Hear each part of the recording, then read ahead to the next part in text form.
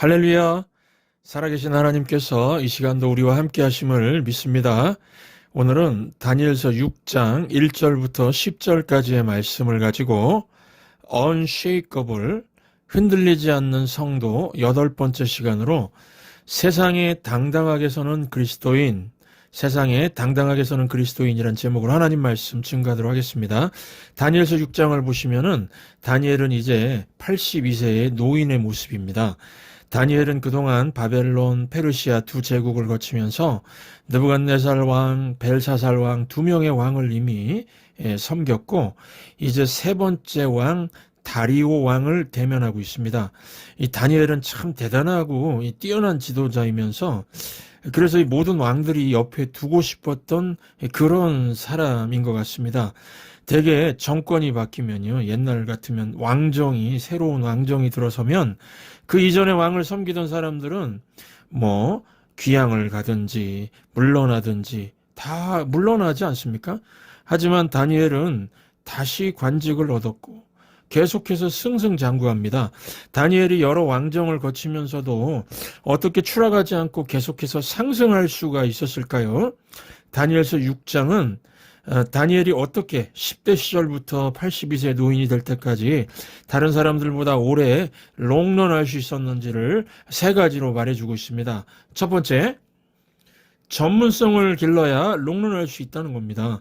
다니엘은 타고난 지도자감이긴 했지만 항상 배우기를 쉬지 않는 학생 같은 사람이었습니다. 학생, 그러면 배울 학자죠? 배우는 사람입니다. 학생. 그 몇 주 전에 말씀드렸는데 지도자는 배우는 자여야 되고요. 배움을 멈추는 순간 지도자의 위치를 포기할 수밖에 없다고 말씀드렸습니다. 다니엘은 하나님 말씀을 통해 하나님께 배우고자 했고 또 사람들에게 다가가서 사람들에게 배우고자 했고 또 과거의 역사를 통해서 배우고자 한 스튜던트입니다. 스튜던트, 배우는 자, 학생이었습니다. 성경은 그가 평생을 배우는 데 힘썼다고 말합니다. 그래서 그가 점점 더 현명해지고 계속해서 지혜로워진 것입니다. 그래서 지혜로운 인생은 끝이 없습니다. 계속해서 나아가고 계속해서 나아지기 때문입니다. 이 직업들 중에 보면은 수명이 일찍 끝나는 직업들이 있지 않습니까? 예를 들어서 여자 올림픽 체조 선수 17세 정도가 최고의 나이 피크타임이라고 합니다. 20대만 돼도요 벌써 14세, 15세, 16세 선수들에게 밀린다고 합니다. 또 NFL 내셔널 풋볼 리그 미식 축구 선수라면은 28, 29세 그때가 피크라고 합니다. 다른 직업들도 보면은 어느 나이대가 되면은 이제 물러나야 됩니다. 끝내야 될 때가 오죠. 요즘 손흥민 선수가 좀 골을 좀 못 넣으니까 나이가 많아져서 그렇다라고 막 비난을 합니다. 손흥민 나이가 30살인데요. 앞으로 5년 정도는 축구를 잘할 수 있지만 35세가 넘으면 체력이 한계가 올 것이고 더 나이 들면은 은퇴를 생각해야 할 수도 있습니다. 이같이 짧지요. 40살 이전에. 예. 그런데 우리가 목표를 지혜로운 여자가 되고 지혜로운 남자가 되는데 두면은 여러분 나이가 85세가 되죠. 그러면 84세, 83세, 82세 때보다 훨씬 더 지혜로워질 수가 있다는 것입니다. 이 배움의 영역은 계속해서 성장할 수 있는 영역이라는 것입니다. 다니엘은 계속해서 자기 역량을 키워나갔고 더 실력 있는 사람이 되었고 자기 분야에 더 전문성 있는 사람이 되었습니다. 그래서 다니엘서 6장 3절을 보시면 다니엘은 마음이 민첩하여 총리들과 고관들 위에 뛰어나므로 왕이 그를 세워 전국을 다스리게 하고자 한지라. 총리들 중에서도 뛰어나니까 전국을 다스리게 하는 그런 왕의 마음이 있었다는 것입니다. 그래서 1절, 2절 보시면은 다리오가 왕이 되었을 때 이 전국의 조직을 120개 도로 재편성을 합니다. 각 도에 고관 1명씩, 관리 1명씩 120명을 세우고 이 120명, 120개 도를 다스릴 수 있는 총리 3명을 세웁니다. 그리고 다니엘은 그 셋 중에 1명 총리입니다. 그러니까 다니엘은 나라에서 가장 강력한 세 사람 중에 한 사람이 된 것입니다. 보십시오. 다니엘은 82세입니다. 비록 82세지만 더 높은 자리로 올라가지 않습니까? 은퇴하고 물러나고 해고당하지 않았습니다. 이유가 무엇입니까? 그가 배움에 힘썼기에 더 지혜롭고 자기 분야의 전문성이 더 뛰어났기 때문입니다. 이 대학을 나온 미국 사람이라면 피터 드러거를 모르는 사람이 없을 겁니다. 그는 베스트셀러를 많이 저술했는데요. 이 드러거의 나이가 92세. 와, 92세입니다. 92세일 때 누군가 물었다고 합니다. 당신의 책 가운데 최고의 책은 무엇입니까? 라고 묻자 다음에 나올 책입니다. The next book. 다음에 나올 책이라고 대답을 했습니다. 무슨 뜻일까요? 그가 계속해서 책을 읽으면서 배우고 공부하겠다는 것입니다. 이 피로 드러거는 실제로 3년마다 다른 주제를 가지고 책을 읽으면서 공부를 했다고 합니다. 3년이면 그 분야를 다 공부할 수는 없지만 그 분야가 어떤 것인지는 이해하기에 충분한 시간입니다. 그래서 이 피로 드러거의 글을 읽어보면 폭넓은 교양으로 가득 차 있습니다. 왜 그랬을까요? 이유가 무엇일까요? 다방면으로 책을 읽고 늘 배웠기 때문에, 공부했기 때문입니다. 그래서 다양하게 세상을 평가하고 볼 수 있는 실력이 있게 되었다는 것입니다. 여러분, 배움이 중요합니다. 배움을 멈추지 마십시오. 자기 분야에서 최고의 전문가, 최고가 되십시오. 마이크로소프트의 빌 게이츠는 자기가 원하는 전문가가 다른 회사에 있으면은요, 그 회사를 통째로 사버렸다고 합니다. 왜 그렇습니까? 그 전문가를 얻기 위해서요. 그러므로 전문성을 기르십시오. 그러면 롱런할 수 있습니다. 여러분, 세상은 만만치가 않습니다. 나는 할 수 있다. 이 열정만 앞서가지고 I can do spirit. 나는 할 수 있다. I can do spirit. spirit. 이것만 가지고 이길 수 없는 것이 세상입니다. 지혜로운 준비와 철저한 현실 감각을 가질 수 있기를 노력하시기 바랍니다. 다니엘한테는 이것이 있었다는 것입니다. 두 번째, 성품, 인격이죠. personal character. 성품, 인격이 좋으면 롱런할 수 있다는 것입니다. 전문성만 있어서는 안 되고 성품, 인격이 좋아야 한다는 것입니다. 다니엘은 충성스럽고 환대할 줄 알았고 겸손한 사람이었고 경건하고 착하고 친절하고 지혜로운 성품을 가진 그런 사람이었습니다. 그래서 4절을 보시면 이에 총리들과 고관들이 국사에 대하여 다니엘을 고발할 근거를 찾고자 하였으나 아무 근거 아무 허물도 찾지 못하였으니 이는 그가 충성되어 아무 그릇됨도 없고 아무 허물도 없음이었더라. 무슨 말씀입니까? 다니엘은 인격자였다는 것입니다. 이런 다니엘이 잘 되는 것은 당연하겠죠. 제가 왕이라도 다니엘 세우겠습니다. 여러분들도 그러시죠? 그런데 이유는 모르겠지만 총리 다니엘 수하에 있는 각 지방 관리들 많은 사람들이 다니엘이 자신들의 총리로 있는 걸 싫어하고 다니엘을 음해하기 시작했습니다. 아마도 다니엘이 자기들과 같은 동양인이 아니고 같은 지역 사람이 아니고 또 포로 출신 아닙니까? 포로 출신에다가 유대인입니다. 하나님을 믿는 신앙인, 믿는 사람이라 그러지 않았을까 추측할 수가 있습니다. 여러분, 우리도 그렇습니다. 직장 생활할 때 내가 크리스천이기 때문에 내 믿음 때문에 직장에서 괜히 따돌림 당할 수 있지 않습니까? 주변 사람들이 나를 좋아하지 않는구나 알아차릴 정도요. 나를 싫어할 이유가 없는데 단지 내가 예수 믿는 크리스천이라는 이유로 왕따 당할 수가 있습니다. 이런 일이 지금 다니엘에게 일어난 것입니다. 고관들은 세 총리 중에 한 명인 다니엘이 왕궁 전체를 이 왕국이 아니고 왕국이죠, 왕국. 예, 나라 전체를 맡게 될 것이라는 정보를 들은 것 같습니다. 그러자 그런 일이 생기면 안 되지. 우리는 다니엘을 섬길 수 없어. 그러면서 다니엘을 넘어뜨릴 방법을 찾기 시작합니다. 다니엘을 잡으려고 고속거리, 비방거리, 막 함정을 파고 그랬지만 결과는 다니엘을 고소할 어떠한 것도 찾아내지 못했다고 합니다. 여러분, 이거는 정말 대단한 간증입니다. 대단한 간증거리입니다. 이건 확실히 저한테는 해당되지가 않는 것 같습니다. 사람들이 저에 대해서 찾으면 분명히 저는 허점이 있습니다.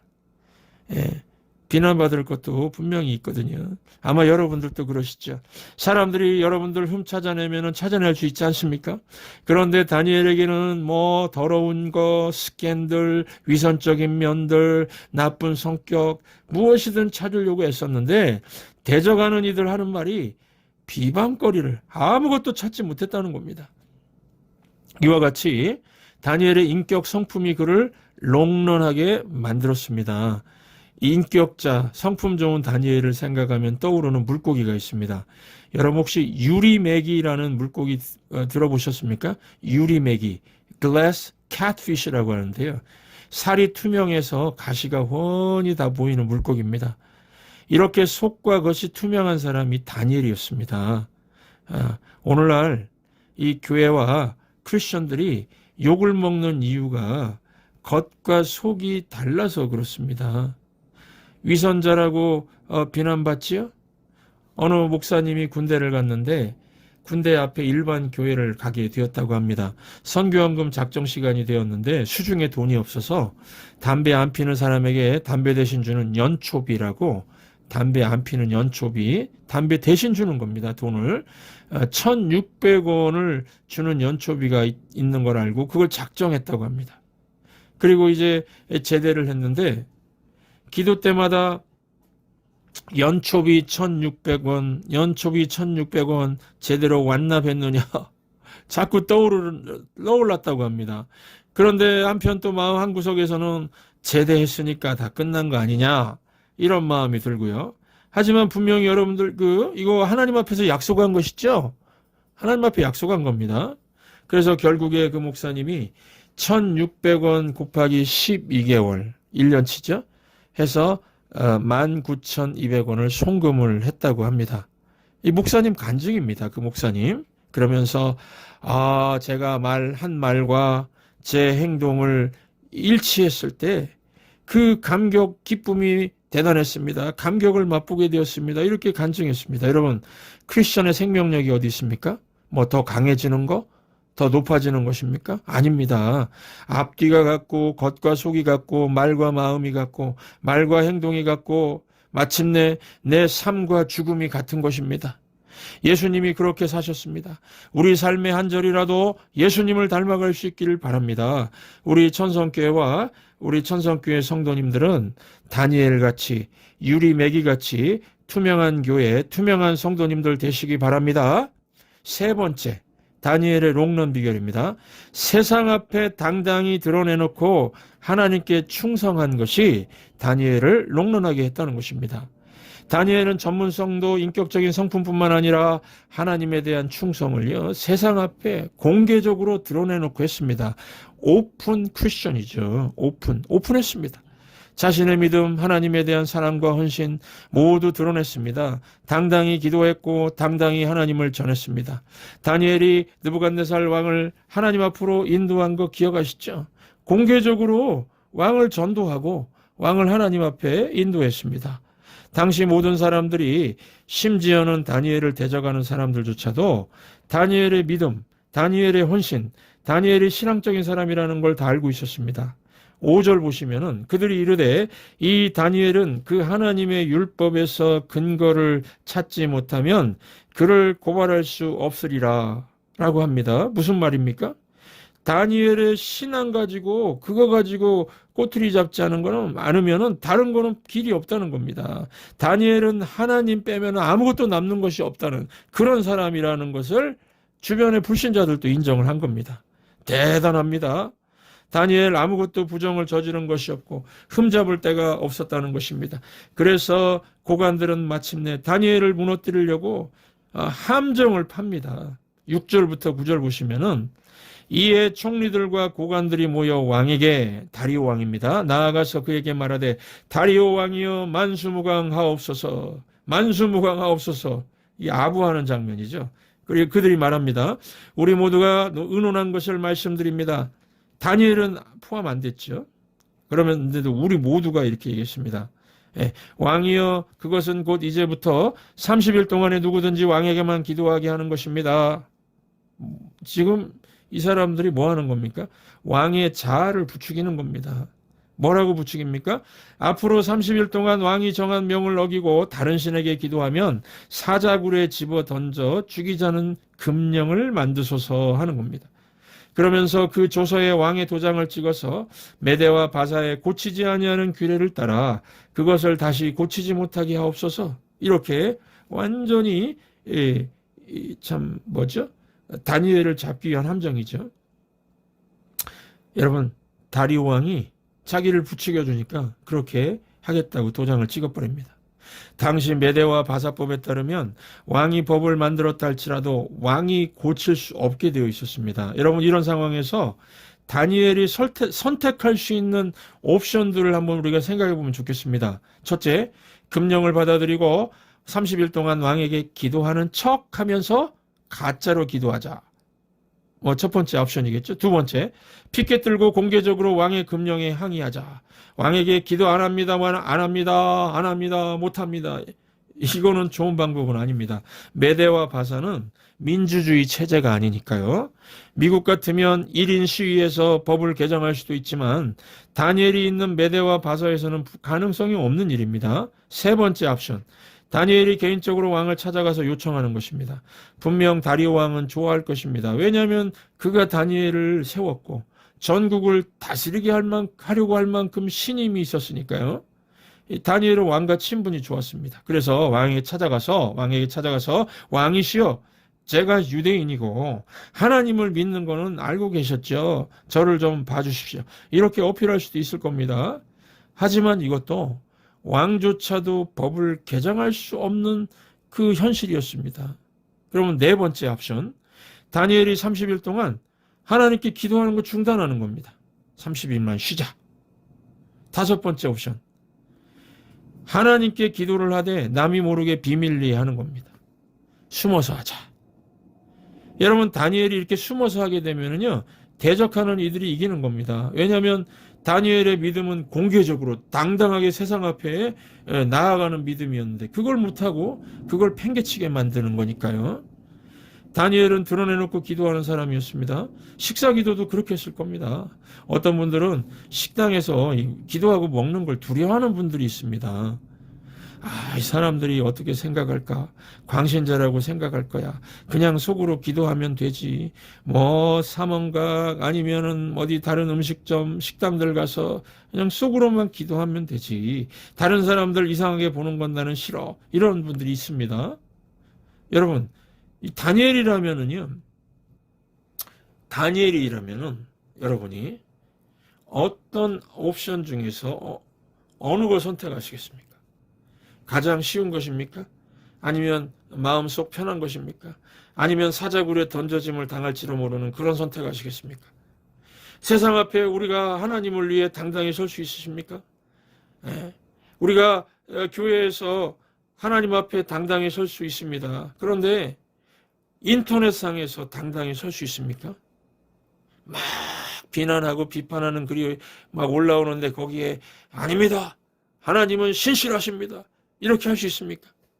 직장을 구하는 사이트에서 당당히 하나님 믿는다고 설 수 있습니까? 학교에서, 지역사회에서, 골프장에서 당당히 하나님 믿는다고 하면서 설 수 있으십니까? 대중 앞에서, 세상 앞에서 당당히 드러낼 수 있습니까? 이 다니엘이 말씀 보니까 드디어 결정을 합니다. 몇 번째 옵션일까요? 이전에 5가지가 아닙니다. 다른 6번째 옵션이죠. 10절입니다. 10절 말씀. 다니엘이 이 조서에 왕의 도장이 찍힌 것을 알고도 자기 집에 돌아가서는 윗방에 올라가 예루살렘으로 향한 창문을 열고 전에 하던 대로 하루 3번씩 무릎을 꿇고 기도하며 그의 하나님께 감사하였더라. 여러분, 이게 원수들이 원하는 시나리오 아닙니까? 다니엘은 원수들이 집에 와서 현장범으로 하나님께 기도하는 다니엘을 체포할 것을 알았지만 그래도 기도했습니다. 여러분, 제가 어릴 때는 저 한 주일학교 학생, 중학생 때 이 많은 청년들이, 젊은이들이 그 당시에는요, 이 다니엘서 6장 10절 말씀을 붙들고 기도하는 걸 봤습니다. 순수한 믿음을 지키기 위해서 사자굴에까지도 들어갈 수 있는 믿음을 달라고 그렇게 열심히 기도했습니다. 그래서 그때 많이 부른 찬양이 그리 아니하실지라도였습니다. 그리 아니하실지라도. 그리 아니하실지라도 감사해요. 주님 뜻을 믿기 때문이죠. 그리 아니하실지라도 사랑해요. 협력해서 선을 이루어요. 여러분, 저 어릴 때만 해도 그랬습니다. 그런데 이제는 다니엘이 무모한 사람, 맹목적인 신앙인의 상징이 되어가고 있습니다. 오늘날 현대 크리스천들은 세상을 너무나 두려워합니다. 숨어서 그렇게 믿음 생활하려고 합니다. 여러분, 믿음이 무엇입니까? 하나님이라는 한 가지 카드 외에는 아무것도 없는 것입니다. 하나님이 버리시면 꼼짝없이 죽어야 합니다. 하나님께서 버리셔도 살 길이 있다는 사람은 문제가 있습니다.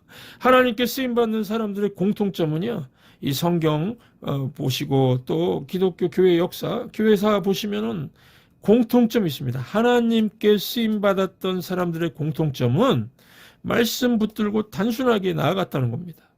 그들에게는 주님밖에 없었으며 하나님께서 된다 하시면 되는 것으로 믿고 나아가는 사람들이었습니다. 그리하여 병든 자에게 손을 얹으면 나을 것으로 믿고 나아가는 그 사람들에게 치유의 기적들이 나타났습니다. 빈 항아리에 물을 채우라고 하셨을 때에 믿고 채우는 사람들에게 물이 포도주가 되는 기적이 일어났습니다. 이스라엘 백성들이 여리고성에서 승리했던 비결은 하나님께서 성을 돌라고 하시니까, 하나님이 하라고 하시니까 그 말씀 붙들고 믿음 가지고 돌았던 그들의 순종 때문이었습니다. 여러분, 우리가 순종 이런 얘기하는데요, 쉬운 순종은 하나도 없습니다. 하나님 뜻과 내 뜻이 충돌할 때에 말씀 붙들고 순종해 보시기 바랍니다. 원수를 사랑하라, 이 말씀 순종하기 어렵지만 원수를 미워하는 것이 더 쉽지만요, 사랑하라는 말씀에 순종해 보시기 바랍니다. 힘들게 원수를 용서하고 축복하면 어떻게 되냐면요, 우리 마음이 뜨거워지지 않습니까? 마음이 뜨거워집니다. 이렇게 한 번 순종, 두 번 순종, 세 번 순종하면 더 뜨거워집니다. 다니엘이 사자굴 속에서 몸이 상하지 않고 잠을 잘 잤습니다. 마치 사자 호텔에서 잠고 나오는 것처럼 몸 하나 상하지 않고 걸어 나오는 기적을 체험한 것은 세상 앞에 당당히 서서 하나님 말씀 앞에 순종하는 그 쌓인 순종이 있었기 때문입니다. 저와 여러분도 오늘 말씀을 마음에 새기고 믿음의 도약을 하시고 하나님 말씀에 순종하시면 마음부터 좋아질 겁니다. 위로와 기쁨이 밀려오고 마음이 좋아지니까 얼굴이 밝아지고 나중에는 몸이 좋아지게 될 것입니다. 좋은 기운이 주변까지 확산되어서 관계도 좋아질 겁니다. 반면에 하나님께 불순종하면 마음이 깨집니다. 후회와 원망, 두려움이 밀려오고 얼굴이 죽어가는 사람같이 되고요, 몸도 나빠집니다. 화만 내니까 주변 관계가 다 깨집니다. 이것이 하나님 말씀을 떠나는 불순종의 결말입니다. 그러므로 삶의 모든 것을 다니엘처럼 하나님께 맡기고 삶이 내 뜻대로 안 되고 현실이 쉽지 않아도 당당히 세상 앞에 하나님의 말씀 붙들고 순종의 길을 나아가실 수 있기를 바랍니다.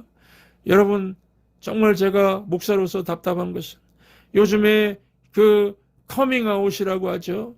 동성애자들도 떳떳하게 커밍아웃 한다고 막 커밍아웃 합니다. 공개적으로 막 나타냅니다. 그런데 하나님의 백성들이 세상을 두려워해서 내가 하나님의 사람이라고 오픈하지 못하고 그렇게 하는 모습 보면 참 안타깝습니다. 그래서 기적이 나타나지 아니하고, 그래서 하나님의 축복이 임하지 않고, 그래서 하나님의 놀라운 능력이 나타나지 않는 것입니다. 오늘 우리가 이 말씀을 붙들고 다니엘처럼 모든 것을 하나님께 맡기고 내 삶이 뜻대로 안 될 수가 있습니다. 내 뜻과 하나님의 뜻이 충돌할 수가 있습니다. 사자굴이 앞에 있을 수가 있습니다. 그래도 전에 하던 대로 하나님 앞에 무릎 꿇고 기도하는 다니엘의 모습을 기억하시면서 우리도 이 하나님 말씀 붙들고 믿음의 방법으로, 잔머리 쓰는 거 아닙니다. 믿음의 방법으로, 말씀의 방법으로 순종의 길을 걸어가시면서 그렇게 살아가신다면 영과 혼과 육이 강건해질 것이고 사자굴에서 나오는 기적을 체험하게 될 것이고 하늘에 쌓아둔 하나님의 축복이 여러분과 제 삶 가운데 넘쳐나게 임하게 될 줄로 확신합니다.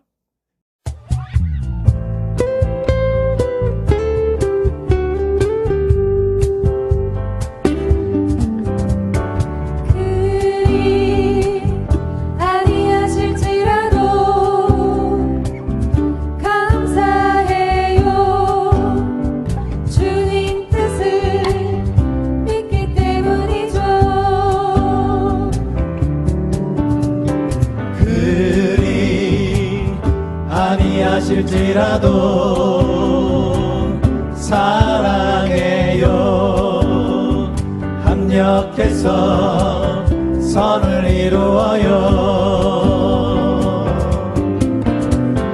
언제나 나를 향한 신실한 사랑,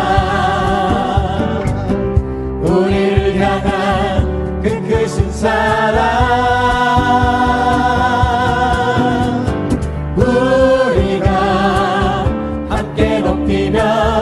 주를 찬양해. 할렐루야. 하나님께 영광. 그리 아니하실지라도 감사해요. 주님 뜻을 믿기 때문이죠.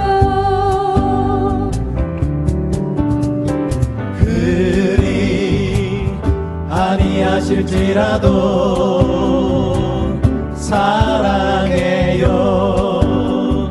합력해서 선을 이루어요.